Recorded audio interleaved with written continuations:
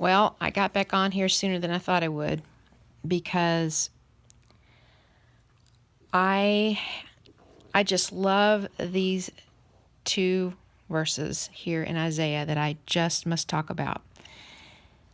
You know, people in the Old Testament were saved the very same way we are saved. It says that Abraham was counted righteous because he believed God. That is the bottom line. He believed God. And when anyone's talking about, in the Bible, when God says, consider it says here, right here, it says, look to Abraham, your father. Well, that means your father in the faith, your father in faith, in trusting me, believing me. That is what a child of God is, someone who believes God. Just believe on him whom he has sent. That's the works of God. But what I want to share with you here, this is Isaiah 50 verses 10 and 11. And this has been such, this has been such a blessing to me in times when I'm just in distress. And I think a lot of us are in distress right now. There's so many layers here I could talk about, or that I don't even know how to explain it. But I just want you to hear the verse 10 first. It says, "Who among you fears the Lord?" Now, remember, this is someone who fears the Lord. Who among you fears the Lord and obeys the voice of his servant? Let him who walks in darkness and has no light trust in the name of the Lord and rely on his God. Now, this is talking about someone who believes God, a child of God, but they're walking in darkness. They don't see the end of the tunnel. They may be in a very dark time. They may be what they call in the darkness of the darkness of the soul, the night of the soul, or whatever that's called, where things just don't look right.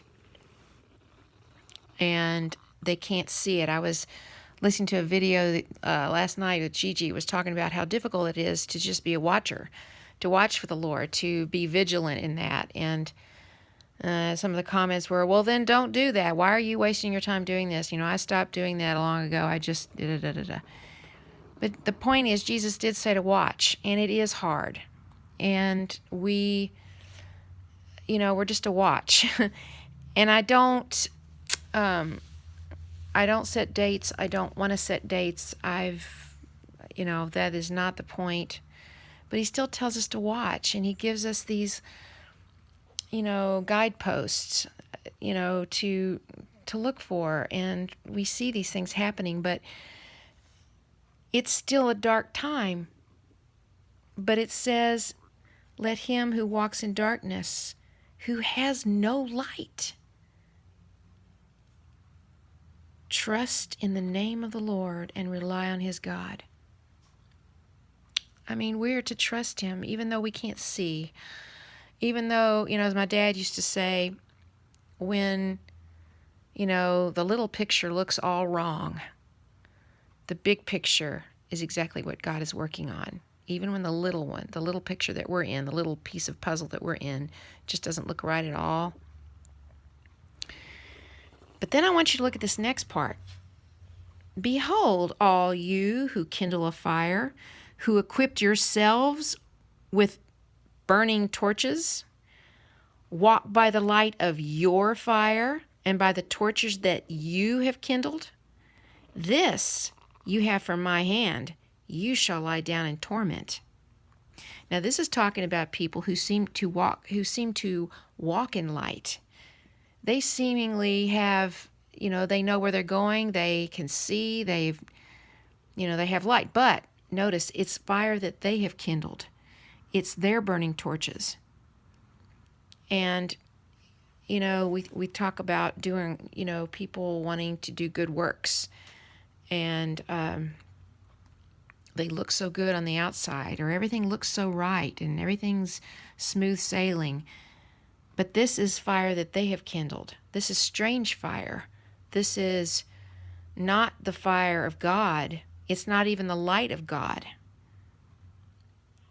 And it says that this is what they're going to have from God's hand in the end. They shall lie down in torment. So, brothers and sisters, I just want to give you encouragement. You may be walking in darkness right now. I know for me, there's a lot of things that are just very dark. I don't know the answer to it. I don't know. And, Jesus says to watch. He says that when things happen, to look up. And we're seeing these things, and we're wondering, why isn't this going a little faster? And I understand, he wants that there are people that are lost, and he loves those people, and I know all that too. But the truth of the matter is that a lot of us are feeling very forsaken, maybe in one sense, and we know we're not. We know we're not. Some of us feel that nothing's going on at all, that we're just sort of in this, sluggish time of our life, or it's just at this standstill, or God, where are you? Or are you speaking? Or, there's all these different things. But it says, let him who walks in darkness, and he's talking about those who fear the Lord. Those are who obey his servant, who is Jesus, and believing on him. That's the works of God, to believe on him whom he has sent. If you have no light right now, if you have no light, and it's just it looks so despairing and so hopeless, trust in the name of the Lord. There are so many names that God has. He's the God who sees. He's the God who provides.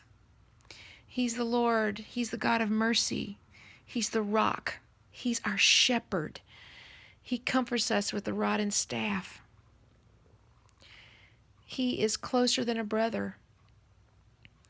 He is wonderful. I would like to say his name is Wonderful, Counselor, Mighty God, the Everlasting Father, and the Prince of Peace. He's all those things. But he's right there. It says that, he is close to those who are broken and hearted. If you're brokenhearted right now, know that he is closest to you. But don't try to kindle your own light. We cannot conjure up anything. We can only trust in his name. Trust in him. Even if you don't feel it, even if nothing seems to be happening, to trust in his goodness. So I just wanted to share those with you today. This has been a very poignant verse for me. That, the believer will be in times of darkness, and sometimes these last a really long time. They really do. They last a long time. But trusting in the name of the Lord and to rely on your God, no matter what it looks like. And he is trustworthy. So, I hope that encourages you today. It was for me when I came across this again. I needed that reminder. Blessings on your day today. Bye.